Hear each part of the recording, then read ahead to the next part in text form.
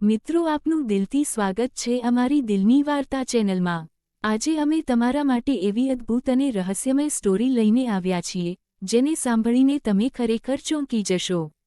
મારું નામ અભિષેક છે। આ વાત લગભગ 1 વર્ષ પહેલાંની છે। અમારી બાજુમાં એક નવું કપલ પાડોશમાં રહેવા આવ્યું। એ ભાભીનું ઘર મારા ઘરથી નજીક હતું। તેમના પતિ એક કંપનીમાં કામ કરતા હતા।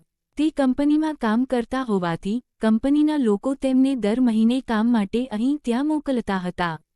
તેમની ગેરહાજરીમાં મેં ભાભી સાથે વાત કરવાનું શરૂ કર્યું।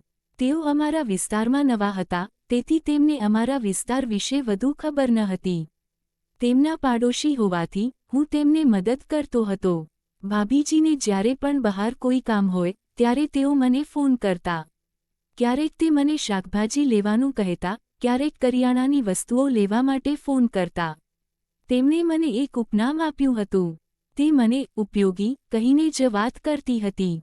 મેં તેમને એકવાર કહ્યું, ભાભી, મારું નામ અભિષેક છે। તેમણે કહ્યું, હા હશે, પણ તમે મારા માટે ઉપયોગી જ છો। ઓકે, તમે સારું નામ રાખ્યું છે। જ્યારે તમે મારો ઉપયોગ કરવાનું શરૂ કર્યું ત્યારે તમે મારું નામ ઉપયોગી રાખ્યું। મારી વાત સાંભળીને ભાભી હસ્યા અને કહ્યું, શું હું તમને યોગી કહીશ? મેં કહ્યું, હા, યોગી તો પણ સારું લાગશે। ઓછામાં ઓછું તમને યોગ કરવાનો આનંદ તો લાગશે। તેણીએ કહ્યું, જ્યારે સમય આવશે ત્યારે તમને તેની ઉપયોગિતા પણ ગમવા લાગશે। મેં તરત તેના શબ્દોનો સાચો અર્થ સમજી ગયો અને કહ્યું, તે ઉપયોગી છે જેનો દરેક રીતે ઉપયોગ કરી શકાય છે। કદાચ ભાભી મારી વાત સમજી ગયા હશે, તેથી તેણે કહ્યું, તમારો ઉપયોગ હંમેશા કરી શકાતો નથી। મેં જવાબમાં પૂછ્યું, તો પછી મારો ઉપયોગ કયા સમયે કરી શકાય તે મને કહો અને હું તે જ ક્ષણે ત્યાં હાજર થઈશ। ભાભી હસીને અંદર ગયા। આ રીતે હું ભાભીને વસ્તુઓ આપતો અને બહાર વાત કરતો હતો। એક દિવસ એવું બન્યું કે તેમના પતિ બહાર ગયા હતા। કદાચ આ એ જ દિવસ હતો જ્યારે હું મારા સપના સાકાર થતા જોઈ શકતો હતો। તે દિવસે ભાભીએ મને તેમના ઘરે જમવા માટે આમંત્રણ આપ્યું હતું અને હું પણ ખુશીથી તેમના ઘરે પહોંચી ગયો। રાતનો સમય હતો, લગભગ રાતના 8:30 વાગ્યા હતા। મેં તેના ઘરમાં ડોરબેલ વગાડ્યો। તેણે દરવાજો ખોલ્યો। હું તમને શું કહું, દોસ્તો, ભાભી તે દિવસે ખૂબ જ સુંદર દેખાતી હતી। મારી આંખો ભાભી ઉપરથી હટતી ન હતી। મને આ રીતે જોઈને ભાભી હસી પડ્યા અને કહ્યું, તું અંદર આવીશ કે તું અહીં સપના જોતો રહીશ? જ્યારે મેં તેની તરફ જોયું ત્યારે મને તેની આંખોમાં એક અલગ પ્રકારનો તોફાની સ્વભાવ દેખાયો। તેથી મેં એક લાંબો નિસાસો નાખ્યો અને કહ્યું, ભાભીજી, હમણાં માટે ફક્ત મારા સપના જ મને સાથ આપે છે। હું અંદર આવ્યો અને ભાભીએ દરવાજો બંધ કરી દીધો। અંદરના ની ઠંડકથી મારું મન ખુશ થઈ ગયું।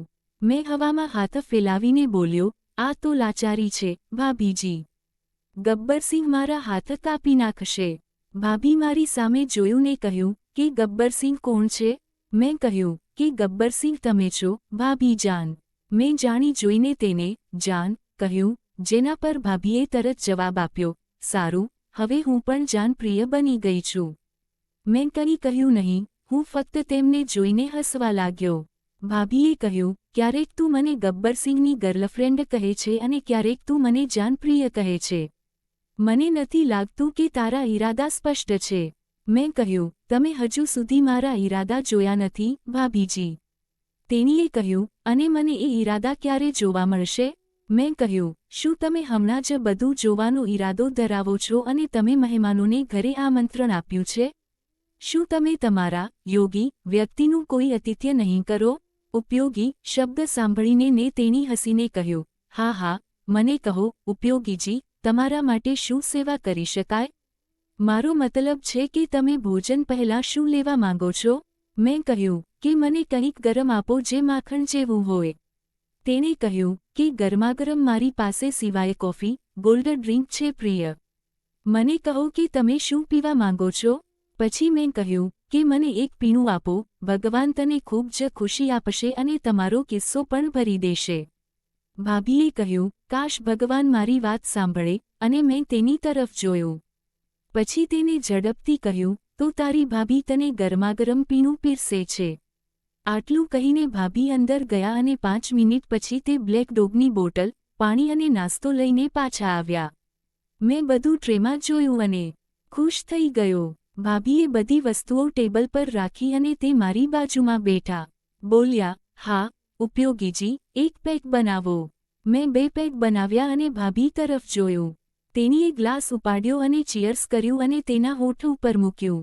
મેં પણ એક ચૂસકી લીધી અને તેની તરફ જોયું. મેં કહ્યું, તમે ખૂબ જ ઝડપથી સમજી જાઓ છો કે મહેમાનોને શું જોઈએ છે. તેણે હસતા હસતા કહ્યું, ફક્ત જોતા રહેજો કે ઉપયોગીજી, સમય આવશે ત્યારે તને ખ્યાલ આવશે કે મેં શું સમજાવ્યું છે. મેં કહ્યું, ભાભીજી, તમે ખૂબ જ સારા છો. તેણીએ પોતાનો ગ્લાસ પૂરો કરતાં કહ્યું, આજે તમે મને ફક્ત જાન કહી શકો છો અને કદાચ આજે તમે મારા ઉપયોગી ઈરાદા પણ સમજી શકશો.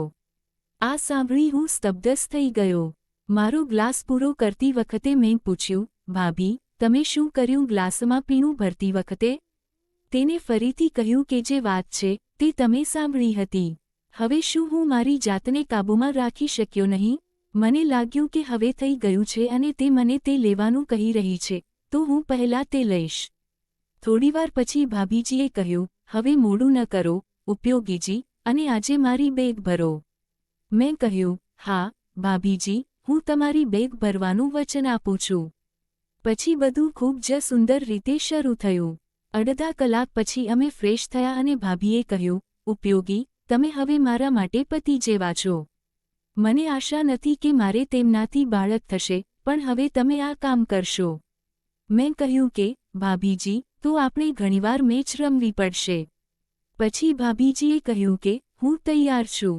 પછી અમે બંને ભોજન કર્યું અને મને વિદાય આપતા પહેલાં મેં તેને થોડીવાર માટે ફરીથી આનંદ કરાવ્યો. પછી હું ઘરે પાછો આવ્યો. મિત્રો, આજની સ્ટોરી તમને કેવી લાગી? તમારા વિચારો અને લાગણીઓ કોમેન્ટમાં જરૂરથી શેર કરજો. તમારી કોમેન્ટ અમારી માટે બહુ મૂલ્યવાન છે. અને હા, જો સ્ટોરી ગમી હોય તો દિલની વાર્તા ચેનલને સબસ્ક્રાઇબ કરીને અમારી સાથે જોડાયેલા રહેજો.